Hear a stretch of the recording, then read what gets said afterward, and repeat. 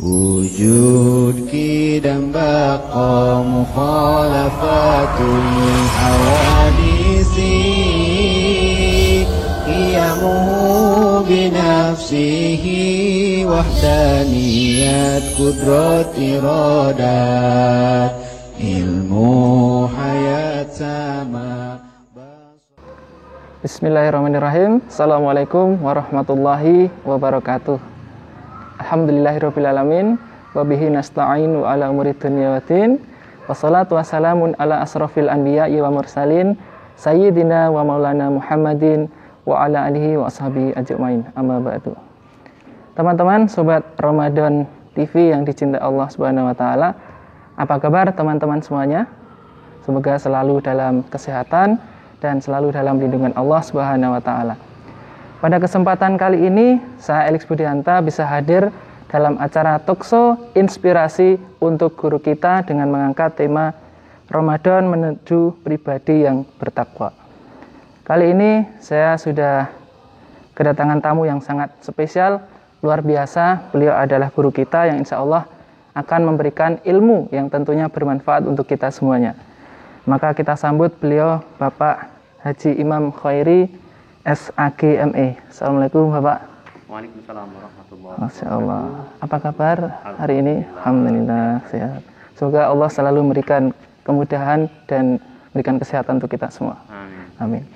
Baik, beliau ini adalah salah satu direktur Litbang dari LPI Salsabila yang mana dinaungi oleh Yayasan SPAI Indonesia. Ya, betul nih Bapak? Betul.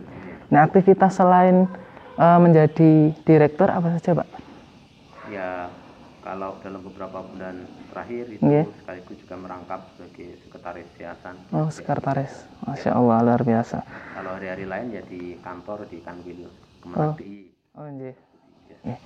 Maka langsung saja untuk pembahasan topik kali ini, yaitu tentang Ramadan menuju pribadi yang bertakwa. Tentu dalam menyambut atau menghadapi bulan Ramadan itu sendiri, itu harus ada hal-hal yang perlu disiapkan tentunya bagi saya dan juga teman-teman yang sedang menyaksikan channel ini. Apa saja yang harus dipersiapkan untuk menghadapi bulan Ramadan ini, Bapak? Ya. Baik, Assalamualaikum warahmatullahi wabarakatuh. Waalaikumsalam warahmatullahi wabarakatuh. Alhamdulillahirabbil alamin. Wassalatu wassalamu ala asyrafil anbiya wal mursalin sayyidina wa maulana Muhammadin wa ala alihi wa ashabihi ajma'in. Amma ba'd.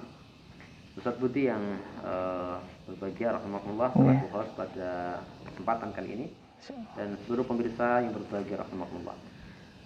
Alhamdulillah kita sudah dipertemukan oleh Allah dengan bulan Ramadan, dan tentu yang pertama supaya kemudian interaksi kita bisa dengan baik di bulan Ramadan adalah menata hati di dalam bagaimana kita menerima dan menyambut ketentuan perintah Allah berpuasa dan segala amal lain di bulan Ramadan. Ya. Nah, bagaimana caranya? Saya akan ambil penjelasan dari tafsirnya Syekh Mutawalli Asy'arawi ketika beliau menjelaskan firman Allah dalam surat Al-Baqarah 183. Ya, ini tentu sudah sangat sering dikutip ya. Betul. A'udzubillahi minasyaitonirrajim. Bismillahirrahmanirrahim. Ya ayyuhalladzina amanu kutiba 'alaikumusyamu kama kutiba 'alal ladzina min qablikum la'allakum tattaqun. Ya. Yang pertama disebut ayat ini adalah ya ayyuhalladzina amanu. Hai orang-orang yang beriman. Ya. Nah, apa yang kemudian terbersit ketika kemudian kita dipanggil oleh Allah dengan ya ayyuhalladzina amanu? Di dalam surah yang lain, misalnya dalam surat Yasin, Allah memberikan pernyataan Tanzilal Azizir Rahim. Quran itu turun dari Allah yang Allah sifati dirinya dengan Al-Aziz, ya, Tanzilal Aziz Ar-Rahim. Kenapa Al-Aziz? Al-Aziz itu zat yang maha tidak membutuhkan yang lain. Artinya apa? Quran turun itu tidak untuk kepentingannya Allah. Karena Allah nggak butuh. Misalnya nih, orang mau taat atau enggak tidak taat. akan berpengaruh terhadap kekuasaan Allah. Dia orang maksiat tidak akan mengurangi sedikit pun kemuliaan Allah. Orang taat juga tidak akan menambah kemuliaan. Orang maksiat tidak akan mengurangi kemuliaan Allah. Maka dalam yang berikutnya Allah sebut Al-Aziz Ar-Rahim. Maka seluruh perintah yang ada dalam Al-Quran, baik itu larangan maupun perintah, semuanya adalah lahir dari belas kasih sayang Allah kepada hambanya. Nah, jadi itu pertama landasannya harus kita pahami. Dengan demikian, hubungan keimanan ini antara kita dengan Allah sebagai zat yang memerintahkan, itu landasannya kita yakin betul, percaya betul bahwa perintah dalam bulan Ramadan untuk berpuasa itu diberikan karena dasarnya adalah Ar-Rahman Ar-Rahimnya Allah. Nah, kalau begitu apa yang terjadi? Sekarang analognya begini. Ini beliau Syekh Mutawalli Asy'arawi memberikan satu analog. Kalau ada orang tua dengan anak, ya hanya begitu ya, ada orang tua sama anak. Anak ini percaya betul kepada orang tuanya. Dia punya rasa fikoh. Fikoh itu ya pokoknya wes percaya. Anak kecil itu misalnya dipegang, dilempar-lempar ke atas, dia pun tidak akan merasa takut, dia malah ketawa karena yakin bahwa bapaknya akan menangkapnya lagi. Nah, ketika landasan hubungan antara orang tua dan anak itu saling percaya, orang tua mengasihi anak, anak percaya pada orang tua, maka seluruh yang diperintahkan atau dilarang orang tua kepada anak, semuanya lahir dari rasa kasih sayang. Sekalipun mungkin bentuknya itu nggak enak buat anak.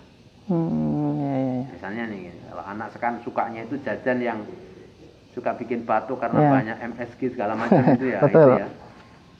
Bagi anak dia suka, tapi orang tua melarang. Kenapa? Karena berbahaya misalnya. Anak itu kalau siang disuruh tidur, mungkin banyak yang nggak suka tidur siang.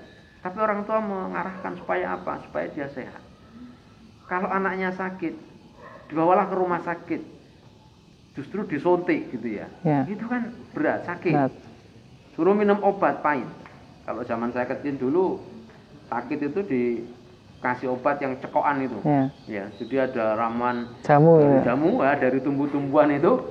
Ya, ditumbuk jadi satu, kemudian ditaruh di kain, kemudian diperes, dicekok gitu. Pahitnya ampun-ampun gitu.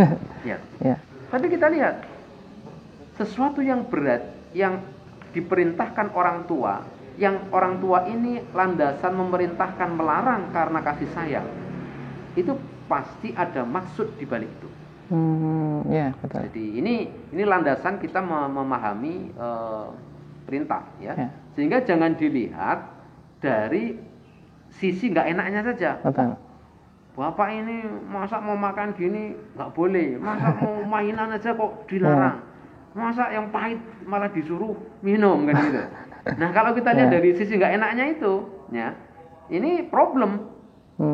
Kita sama kan, bayangin puasa, waduh, nggak bisa minum, nggak bisa makan siang hari, haus, lapar, ya itu kan seperti itu. Tapi lihat korelasi kita.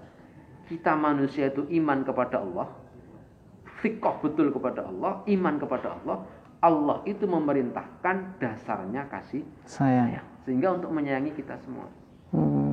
Maka kalau sudah seperti itu, maka tidak ada kemudian perintah agama, perintah Allah sekalipun dirasa berat, itu kok kemudian tidak punya sisi positif. Maka begitu disebut ya ayyuhalladzina amanu, hai orang-orang yang beriman, maka seolah-olah begini, ini ada perintah, laksanakan, tapi jangan kamu nilai dengan keterbatasan akalmu, gitu lah. Seperti anak itu loh. Ini dilarang, ini diperintah, tapi kamu jangan nilai dari keterbatasan akalmu, karena kamu masih kecil gitu. Artinya sesuatu yang kita inginkan itu belum tentu menurut Allah itu sesuai gitu ya? Iya, karena kita punya banyak keterbatasan. Kalau orang tua ya begini, kamu tuh ikutlah perintahnya bapak, ya. Kalau begini. Itu saya itu punya ukuran, kata bapaknya kan gitu. Ukurannya apa? Pengalaman yang pernah bapak alami, yang belum kamu alami. Ya, gitu ya. Sehingga ketika ada perintah puasa, dasar keimanan kita kepada Allah itu mencukupkan kita untuk meyakini bahwa di balik puasa itu, di balik perintah apapun itu termasuk puasa tentunya, ada sebuah kemanfaatan, ada sebuah tujuan yang baiknya tujuan itu, manfaat itu akan kembali kepada diri kita. Nah, itu pertama yang harus kita siapkan saya kira di dalam soal kita menata batin ya. Berarti iman itu berarti selalu bersanding dengan amal soleh gitu Pak? Otomatis. Bisa dikatakan seperti itu ya? Otomatis. Karena kalau amal soleh tidak ada landasan keimanannya dalam konteks penerimaan ibadah, ya dia ini kan tidak dalam koridor yang diarahkan dan diperintahkan oleh Allah, sehingga kemudian dia tidak bisa diterima. Ya. Nah artinya kalau misalkan seperti fenomena yang kebanyakan level keimanan di masyarakat itu kan di dalam hatinya ada iman, kemudian secara lisan tetapi belum bisa sepenuhnya melaksanakan perintahnya, itu kira-kira apakah disebut sebagai ketakwaan, Ustaz? Nah, kalau itu kan sama dengan begini. Misalnya ada anak nih, ya percaya sama bapaknya, tapi diperintahnya ngeyel, kan gitu kan gitu. Kan sama dengan itu kan gitu. Jadi kalau kemudian dia ngeyel, ya berarti dia nggak iman dengan bapaknya kan. Tidak percaya dengan bapaknya, tidak punya rasa sikoh pada bapaknya. Loh, kalau memang anak itu punya rasa sikoh, percaya pada orang tuanya, mestinya kemudian yang diperintah larang itu ya dia lakukan. Kan korelatif ini antara tingkat kepercayaan dia dengan implementasi, realisasi kehidupannya kan? Betul. Sama kalau kita percaya kepada Allah, sikoh pada Allah, yakin pada Allah, Allah itu Rahman Rahim, perintahnya lahir karena untuk kebaikan manusia, begitu diperintah kan mestinya taat kan gitu. Nah mestinya taat. Nah di situ korelasi yang saya kira secara niscaya itu akan terjadi. Gitu. Berarti penting iman itu harus selalu ditanamkan dalam setiap insan, apalagi ketika pribadi ingin meningkatkan ketakwaan tentunya harus beriman dan beramal soleh seperti itu ya. Nah, iya. Dalam konteks puasa maka yang disebut pertama ya ayyuhalladzina amanu. Hai orang-orang yang beriman. Sehingga korelasi kita itu ta'akudul imani. Jadi satu kontraktual keimanan. Ketika kita melakukan puasa, maka ta'akudul imani inilah yang mendasari kita ya satu kontrak kepercayaan kepada Allah secara penuh. Ya, sehingga kita bisa melaksanakan puasa dengan rasa batin yang nyaman, gitu ya, tenang, ya, tidak ada keluh kesah, gitu ya, dan seterusnya. Ya, ini terkait dengan tadi hakikatnya pada puasa itu adalah sesuatu yang harus kita lakukan ya, kewajiban sebagai umat muslim saat bulan Ramadan. Nah tentunya pasti ada tujuan dan manfaatnya, Ustaz. Nah itu kira-kira apa saja manfaat dan tujuan itu? Baik. Jadi dari konsep yang pertama dengan kemudian kita punya satu landasan ta'akudul imani, satu kontrak keimanan dengan Allah, dengan prinsip bahwa Allah itu pengasih, kemudian manusia itu punya keterbatasan lalu dia taat karena yakin bahwa kemudian yang diperintahkan itu pasti membawa maslahat. Nah, dalam ayat ini Allah menyebutkan di bagian akhir ayat bahwa tujuan puasa itu adalah la'allakum tattaqun. Nah, bahkan secara eksplisit Allah sebutkan la'allakum tattaqun. Nah, terus bagaimana pengertiannya? Puasa untuk sampai la'allakum tattaqun ini kita bisa pahami bahwa Ramadan yang diantara pokok ibadahnya adalah puasa. Puasa menjadi satu metode atau manhaj di dalam mentarbiyah diri pribadi kita. Jadi sebagai manhaj tarbiyah. Dan ini berlaku di agama sebelumnya. Menyeluruh ya. Menyeluruh. Sehingga disebutkan di situ kama kutiba 'alal ladzina min qablikum. Sebagaimana ditetapkan diwajibkan kepada umat-umat sebelum kalian. Artinya apa? Metode puasa sebagai cara untuk meningkatkan kualitas diri itu berlaku di agama-agama sebelum-sebelumnya. Ya, meskipun mungkin polanya, caranya yang berbeda-beda. Ya, berbeda-beda. Nah, kalau kita di ajaran Rasulullah Muhammad ya seperti yang sekarang kita lakukan. Ya. Jadi mulai fajar sampai kemudian terbenam matahari. Matahari. Nah, tujuannya adalah takwa. Takwa itu apa?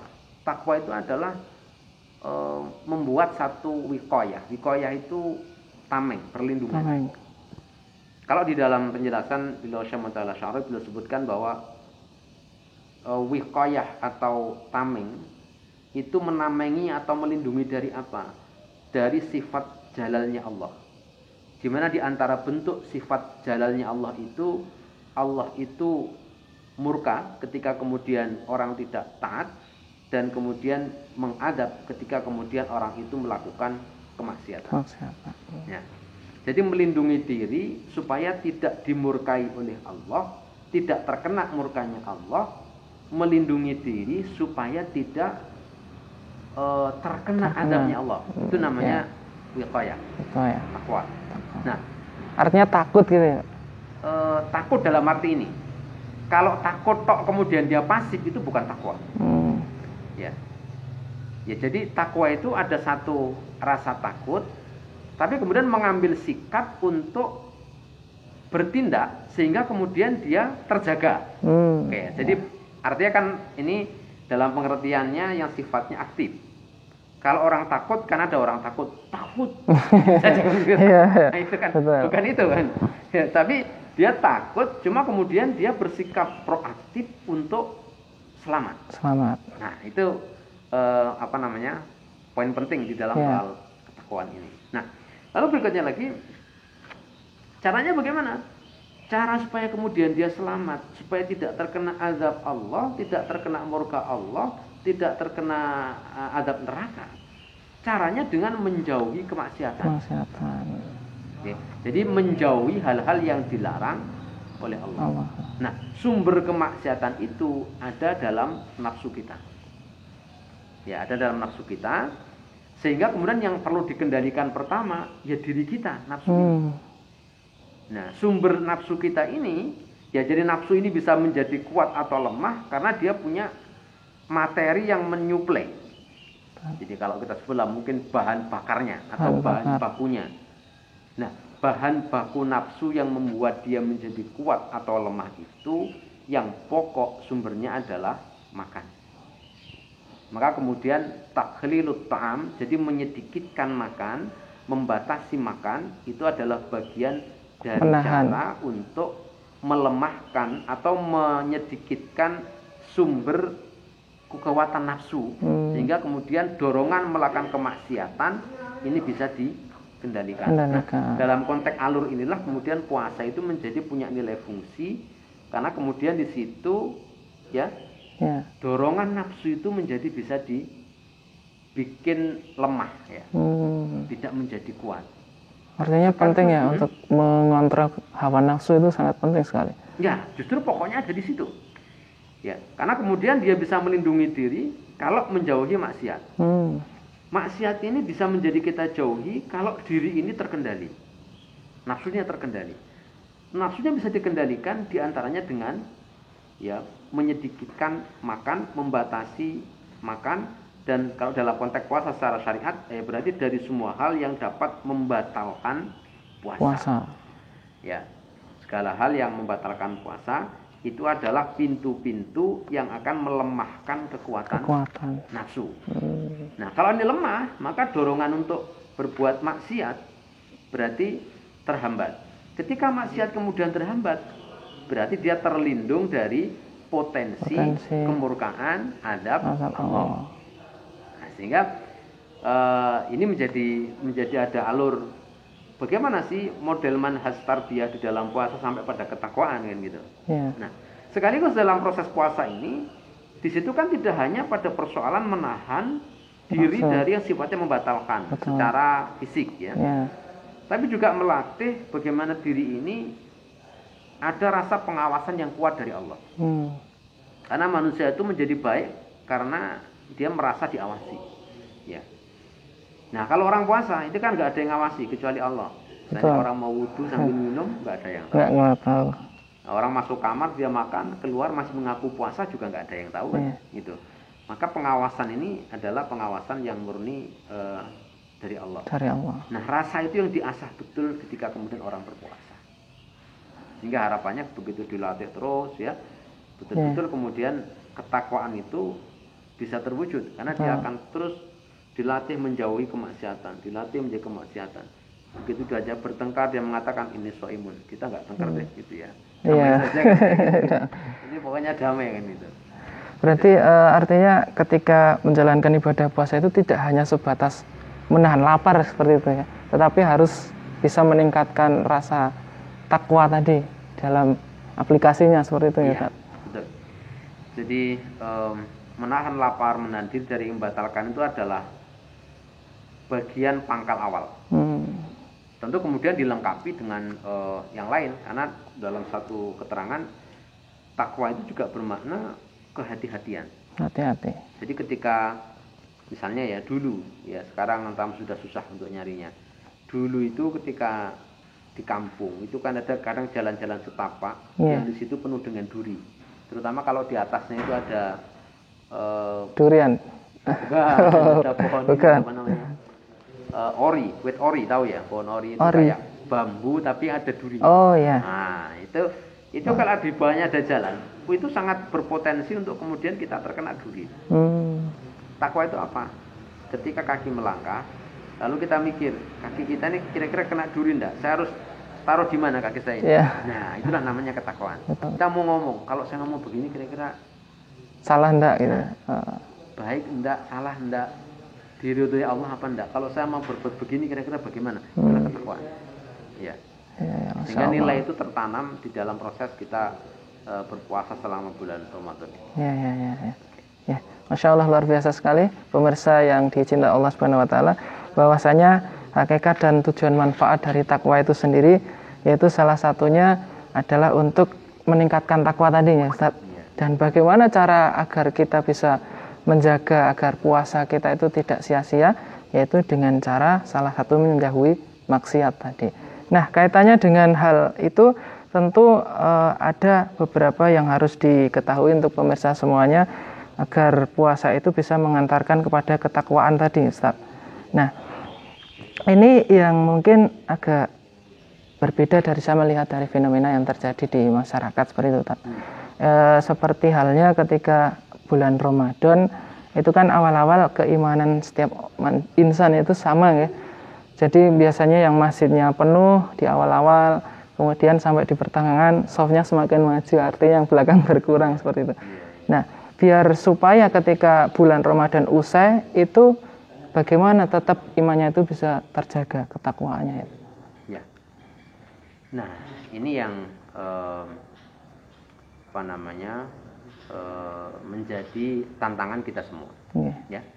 Karena Allah itu mengkhususkan pada beberapa hal. Misalnya ada tempat-tempat khusus, ada waktu-waktu khusus, ada manusia-manusia khusus. Misalnya kalau dari sisi tempat, ada tempat yang sangat istimewa, 3 tempat yang diperintahkan untuk kita berkunjung ke sana, yaitu Masjidil Aqsa, kemudian Masjid Nabawi dan Masjidil Haram. 3-tiganya punya kekhususan tersendiri. Kemudian ada waktu-waktu khusus, diantaranya bulan Ramadan. Kalau dalam siklus mingguan ya hari Jumat. Dalam siklus harian sepertiga malam terakhir. Itu adalah waktu-waktu khusus. Kemudian ada juga orang-orang khusus. Ya, tentu para nabi, para rasul. Nah, kekhususan ini Allah jadikan demikian. Bukan karena soal pembatasan semata-mata, ya hanya di situ yang kemudian ini khusus, lalu yang lain tidak punya potensi untuk seperti itu. Artinya apa? Nilai kekhususan yang ada di sebuah tempat, di sebuah zaman, sebuah waktu, pada pribadi seseorang, ini juga dikembangkan untuk bisa menyinari yang lain, sehingga punya kekualitas yang kalau toh tidak mirip ya mendekati lah gitu. Nah ini, maka kalau sudah kita bicara ini, ketakwaan ini harus dijaga sepanjang tahun dengan kita bisa terus-menerus istiqomah merasakan ya, menghayati seperti kalau kita Ramadan. Jadi bahasa lainnya ya Ramadan sepanjang tahun. Sepanjang tahun. Ya, bisa Ya. enggak? Kan ini persoalan kita kan. Artinya tidak hanya menjadi hamba Ramadan saja. Hamba Ramadan saja kan. Atau baik di Ramadan saja. Nah, betul. Atau giat di Ramadan saja, tidak. Tidak. Tapi bagaimana Ramadan sepanjang Tahun. Rasulullah itu hebat. Tapi beliau menjadi uswah. Sehingga kehebatan Rasul itu menjadi contoh yang ditiru oleh semua orang. Termasuk kita kan. Iya, betul. Maka kehebatan Rasul itu bukan hanya untuk beliau, tapi juga untuk yang lain supaya bisa ditiru. Kehebatan Ramadan bukannya di Ramadan, tapi kemuliaannya harus dibawa setelah Ramadan usai. Itu bulan Syawal, ya Dzulqa'dah, Dzulhijjah, ila akhiri, itu semuanya juga harus dijadikan dengan suasana ala Ramadan. Kan ada juga misalnya orang ke Mekah, ke Masjid Nabawi, ke Masjidil Haram, umroh, haji. Di sana tuh kalau sholat, wah terasa khusyuk ya. Dengan Ka'bah, wah dengan Rasulullah, terasa nyaman. Begitu pulang, apa bisa itu suasana bisa kita bawa sampai ke sini atau enggak misalnya? Itu kan persoalannya. Iya, betul. Ya, di sana tuh kalau mau berbuat maksiat itu mikir, wah kalau di tanah haram itu maksiat satu bisa langsung dibalas. Tapi kalau di sini karena jauh dari sana gitu, terus maksiatnya menjadi longgar. Nah, ini kan persoalan kan? Betul. Nah, di situ.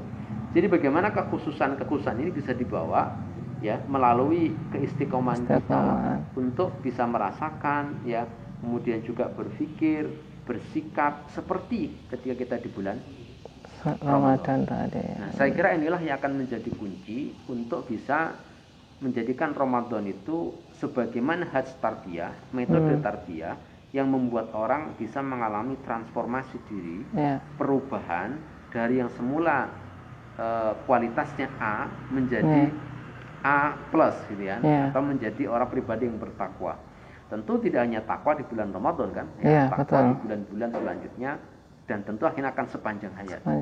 Nah, disitulah kemudian saya kira kita harus secara konseptual ya perlu memahami bagaimana Allah itu demikian sayangnya kepada kita semua dengan memberikan tuntunan-tuntunan yang itu nilai kemanfaatannya kembali pada kita, tinggal bagaimana kita kemudian bisa melaksanakan dengan sebaik-baiknya. Saya kira itu